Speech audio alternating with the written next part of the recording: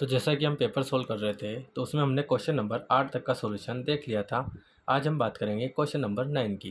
Question number 9 है, क्या शून्य एक परिमेय संख्या है? क्या इसे आप p बटे क्यू के रूप में लिख सकते हैं, जहां p और q दोनों पूर्णांक है और q बराबर नहीं है 0। देखो यहाँ पे हमें बताना है कि क्या शून्य एक परिमेय संख्या है। तो मैं यहाँ पे आपको थोड़ा सा बता देता हूँ कि जो परिमेय संख्या होती है उसे p बटे क्यू के रूप में लिखा जा सकता है, और जो बटे में क्यू आ रहा है उसके बराबर नहीं होता है 0। ठीक है, क्या नहीं होता है? 0। तो यहाँ पे आपको यही बताना है कि क्या शून्य एक परिमेय संख्या है। तो यहाँ पे अगर हम बात करें तो देखिए ये शून्य है, तो ये परिमेय संख्या है क्या? तो आंसर है हाँ। कैसे? तो समझो, इसके बटे में कितना मान लिया हमने? 1। और अगर हम इसे देखें तो ये p बटे क्यू के रूप में आ चुकी है।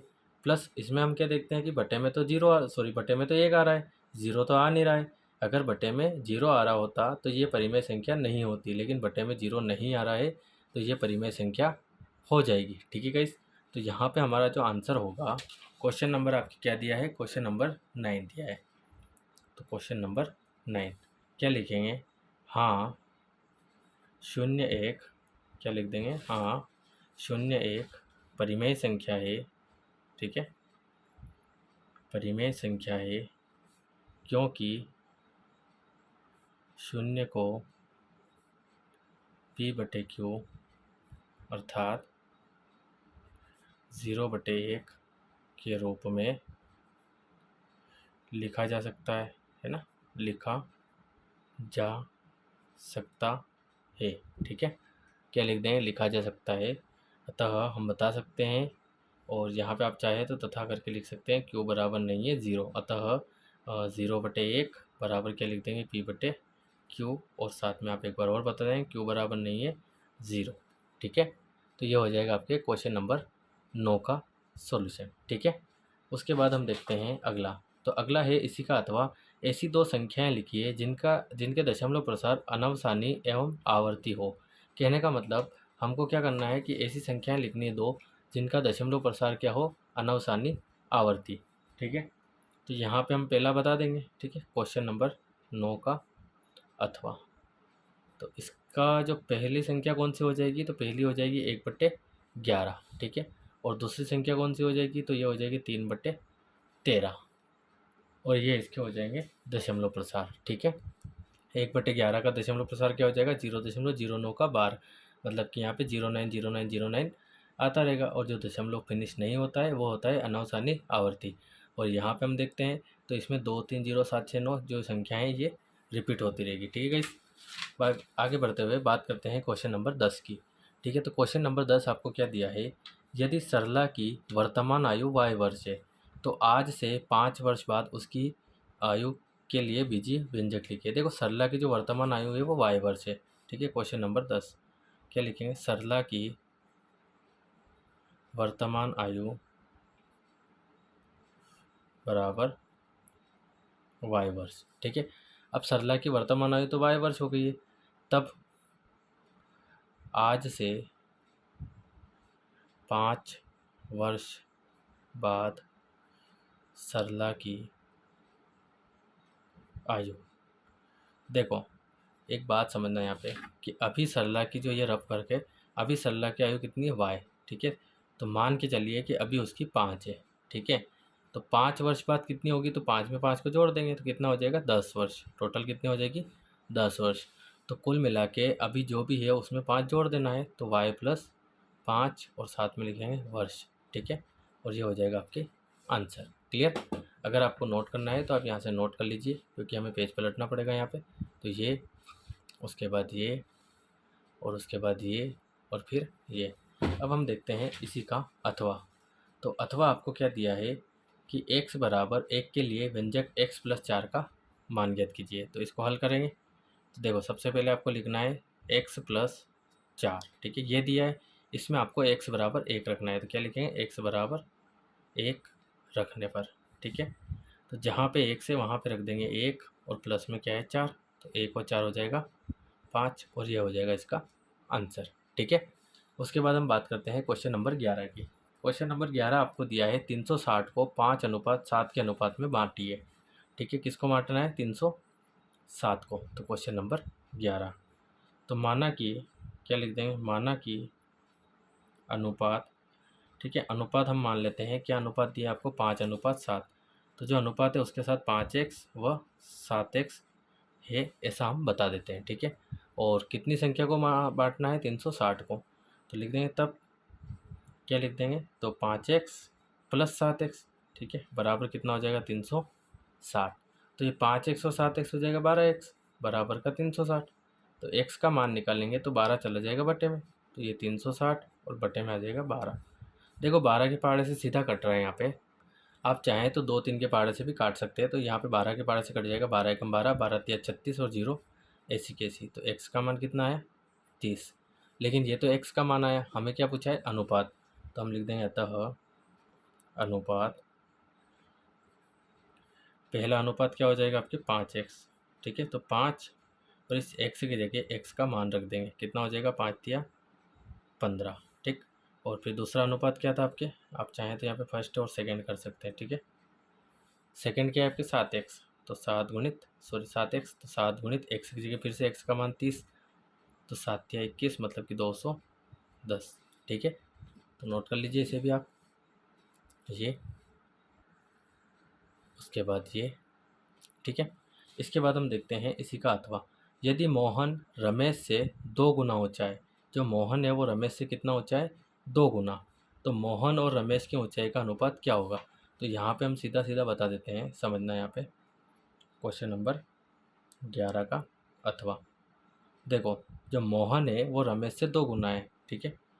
तो हम यहाँ पे लिख सकते हैं मोहन की ऊंचाई, मोहन की ऊंचाई बराबर कितनी है, 2 गुना, ठीक है। तो उसके पहले हमको रमेश की बतानी पड़ेगी। तो पहले हम लिख लेते हैं माना कि रमेश की ऊंचाई, माना कि रमेश की ऊंचाई।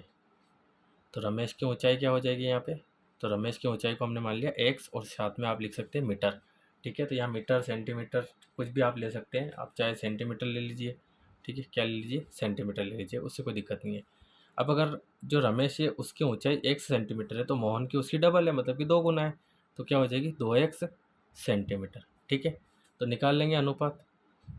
अब अनुपात में आपको करना क्या है, समझना, पहले नाम किसका आया, मोहन का, मोहन रमेश से 2 गुना ऊंचा है, तो मोहन जो पहले नाम आया है वो लिखेंगे आप ऊपर, क्या लिखेंगे, मोहन की ऊंचाई, ठीक है, क्या लिख देंगे, मोहन की ऊंचाई, और बटे में रमेश की ऊंचाई, ठीक है। तो यहाँ पे मोहन की ऊंचाई कितनी है, 2x सेंटीमीटर, ठीक है, और रमेश की कितनी है, x सेंटीमीटर, सेंटीमीटर सेंटीमीटर गया, x से x गया, तो कितना बच जाएगा यहाँ पे, 1। तो कुल मिला के आपके पास बचेगा 2/1, ठीक है। तो अनुपात क्या है यहाँ पे, 2/1, मतलब कि सिस्टमेटिक निकालेंगे तो देखो जो ऊपर है वो आगे लिखना है, जो नीचे है वो पीछे लिखना है, बीच में क्या आ जाएगा, अनुपात, और ये हो जाएगा आपके आंसर। अगर आपको नोट करना है तो आप ये भी नोट कर सकते हैं, ठीक है, क्योंकि हमें पेज पलटना पड़ेगा। अब हम देखते हैं अगला क्वेश्चन।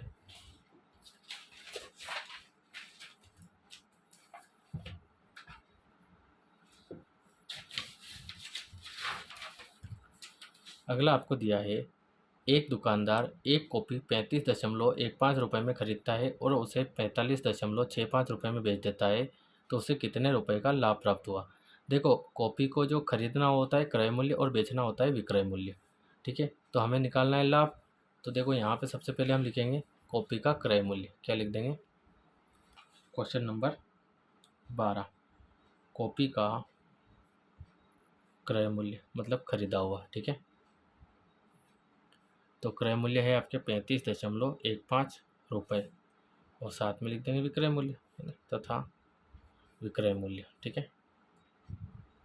तो विक्रय मूल्य आपकी कितना हो जाएगा यहाँ पे, 45.65 रुपये।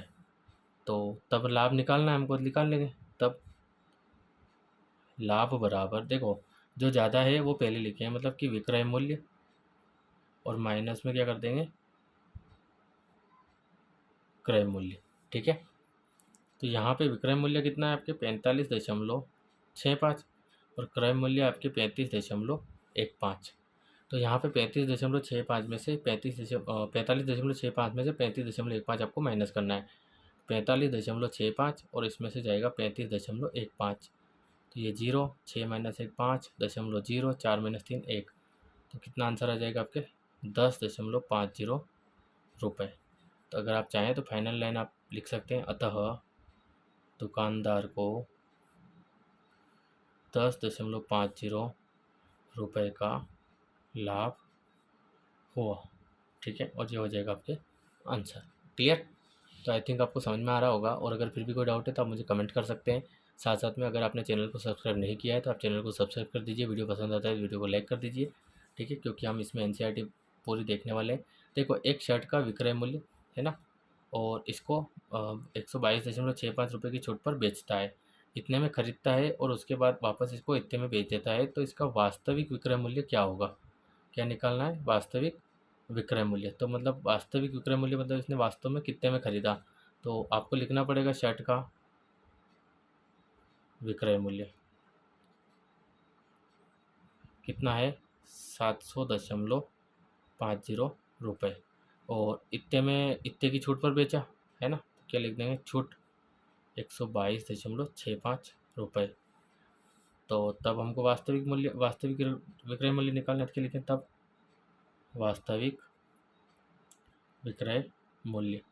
तो देखो, जो बड़ी संख्या है उसमें से छोटी संख्या माइनस कर दीजिए, तो 122.65। ठीक है, माइनस करेंगे, जीरो में से तो 5 माइनस होता नहीं है, तो उधार ले लेंगे यहाँ से, तो यहाँ 10 और यहाँ 4, 10 माइनस 5 5, 4 में से 6 फिर से नहीं जाएंगे, तो यहाँ से उधार लेंगे तो यहाँ जीरो है, तो यहाँ पे भी जीरो है, तो यहाँ से लेंगे, यहाँ 6, यहाँ 10, यहाँ 9, यहाँ 10, यहाँ 9 और यहाँ 1, 14 माइनस 6 करेंगे तो 8, 9 में से 2 गया तो 7, 9 में से 2 गया तो 7, 6 में से 1 गया तो 5। तो देखो, वास्तविक विक्रय मूल्य जो आएगा वो आएगा 577.85 रुपये। ठीक है, वास्तविक विक्रय मूल्य क्या हो जाएगा, 577.85 रुपये। अगर नोट करना है तो आप इसी से नोट कर सकते हैं। फिर आपको क्वेश्चन नंबर 13 दिया है, 35% को भिन्न के रूप में व्यक्त कीजिए। क्वेश्चन नंबर 13, देखो 35% को भिन्न में लाना है ना, को काय में लाना है, भिन्न में बदलना है। ठीक है, तो बदल देते हैं यहाँ पे। तो सबसे पहले तो आप एक बार ऐसा कैसा नोट कर लीजिए, और अगली स्टेप में देखो, परसेंट हटाते हैं तो बटे में लग जाता है 100, और परसेंट लगाते हैं तो गुणे में लग जाता है 100। तो फिलहाल हम यहाँ से परसेंट हटाएंगे तो बटे में लग जाएगा 100। अब अगर ये कट रहा है तो काट लीजिए। देखो, 5 और 7 35, 5 दूनी 10 और 0 ऐसी कैसी, अब ये नहीं कटेगा, तो राइट आंसर क्या हो जाएगा, 7/20, और ये हो जाएगा इसका आंसर। ठीक है, बड़ा सिंपल क्वेश्चन था। उसके बाद देखते हैं इसी का अथवा, क्या देख लेते हैं, अथवा। तो अथवा हमें दिया है 3/4 को प्रतिशत में बदलिए। इस बार हमें 3/4 दिया है। ठीक है, इसको प्रतिशत में बदलना है, तो प्रतिशत में बदलने के लिए गुणित आपको क्या करना है, 100 और परसेंट लग जाएगा। ठीक है, और ज़्यादा कुछ करना नहीं है। काट देंगे, 4 एकम 4, 4 दूनी 8, 2 बचेंगे, 4 और 5 20, तो क्या आएगा, 3 गुणित 25%, तो 25 दिया 75%, और ये हो जाएगा इसका आंसर। ठीक है, अगर आपको नोट करना है तो आप यहाँ से नोट कर सकते हैं, पूरा आपको नोट करना है, अगर बाकी रह गया तो आप ये भी नोट कर लीजिए। ठीक है, अगला हमें दिया है क्वेश्चन नंबर 14, देख लेते हैं।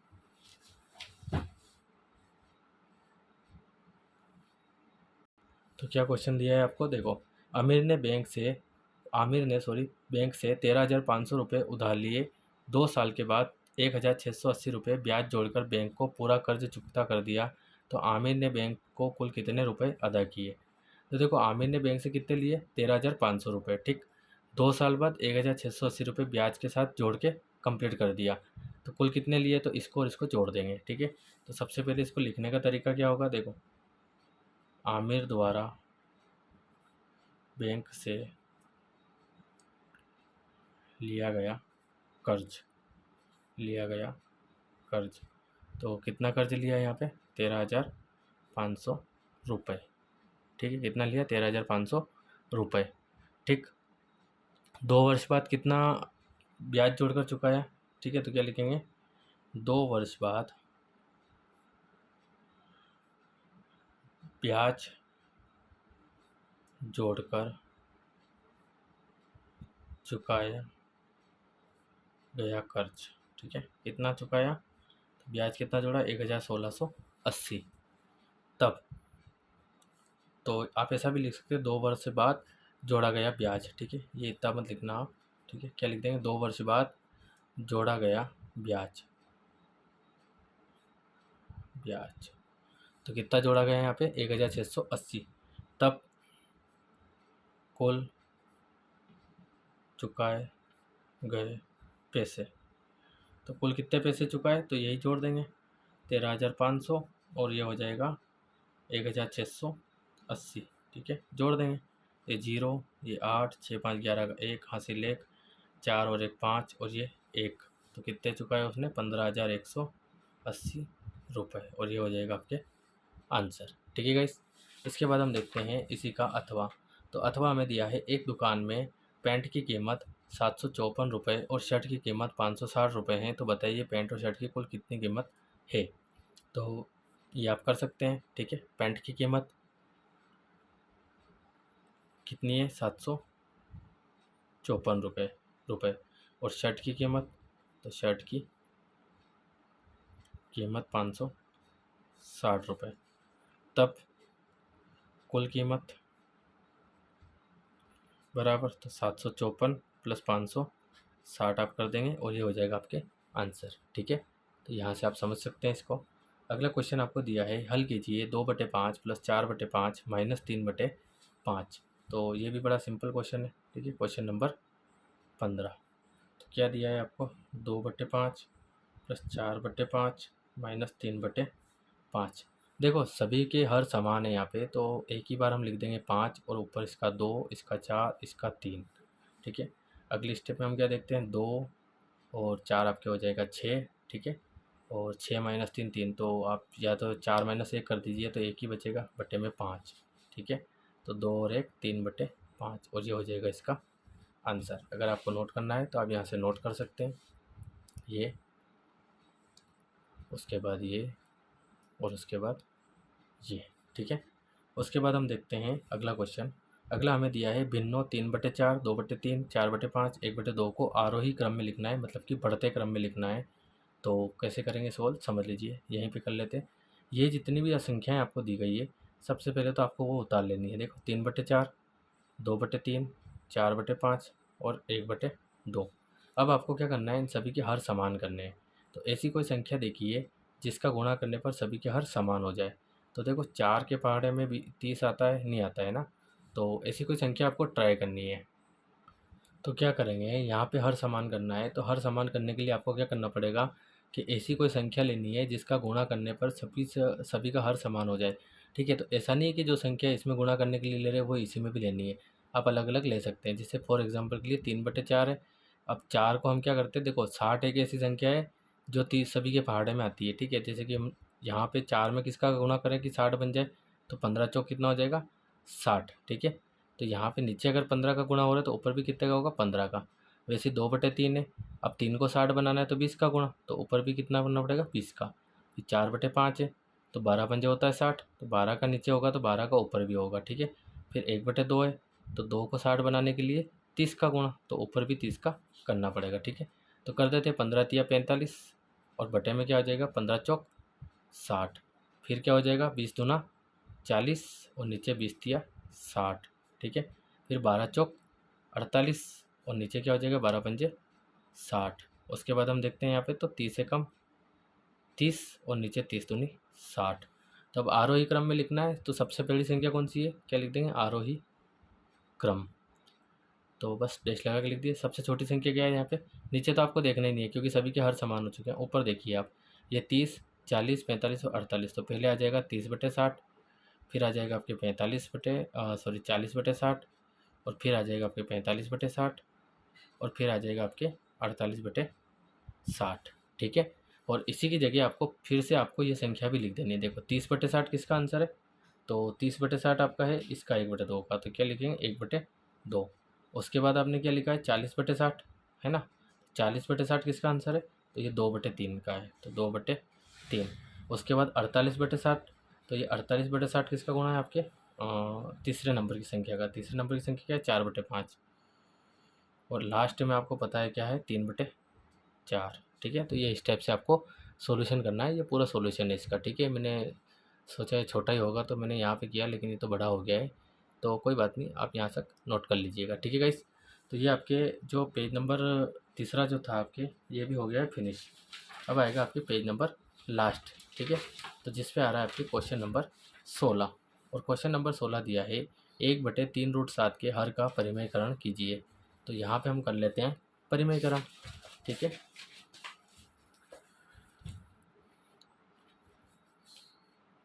तो क्वेश्चन नंबर 16 क्या करना है, 1/3√7 के हर का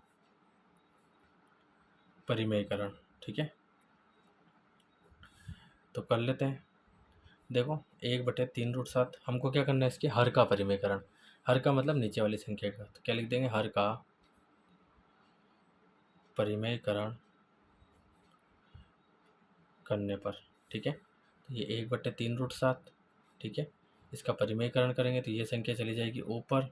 परिमेयकरण में क्या होता है कि जिसका परिमेयकरण कर रहे होते हैं वो इस टाइप से अंश और हर दोनों में लिखा जाती है गुणित में आके, ठीक है। मतलब जैसे 3√7 का कर रहे तो 3√7 ऊपर और 3√7 नीचे। तो यहाँ पे हम क्या देखते हैं, देखो यहाँ पे 3 से 3 कट गया, वैसे भी आप सिर्फ √7 का भी करते तो कोई दिक्कत नहीं थी, लेकिन ठीक है ना। अब ऊपर का ऊपर गुणा तो ऊपर हो जाएगा 1 इंटू √7, नीचे 3√7 का 7 से हो जाएगा, तो 3√7 इंटू √7, ठीक है। अगली स्टेप में हम क्या देखते हैं, √7 ऊपर तो ऐसा कैसा आ जाएगा 1 के गुणा होने के बाद। यहाँ पे √7 से √7 जब गुणा करेंगे तो 7 बाहर आ जाएगा, और पहले से क्या है 3 और बाहर क्या आ गया 7, तो √7 इंटू 3 21, और ये हो जाएगा आपके आंसर, ठीक है। तो आई थिंक आपको समझ में आ रहा होगा, और अगर फिर भी कोई डाउट है तो आप मुझे कमेंट कर सकते हैं। इसी का अथवा हम देख लेते हैं, ठीक है। तो अथवा हमें दिया है, सरल कीजिए, और क्या दिया है, 7⁴ इंटू 8⁴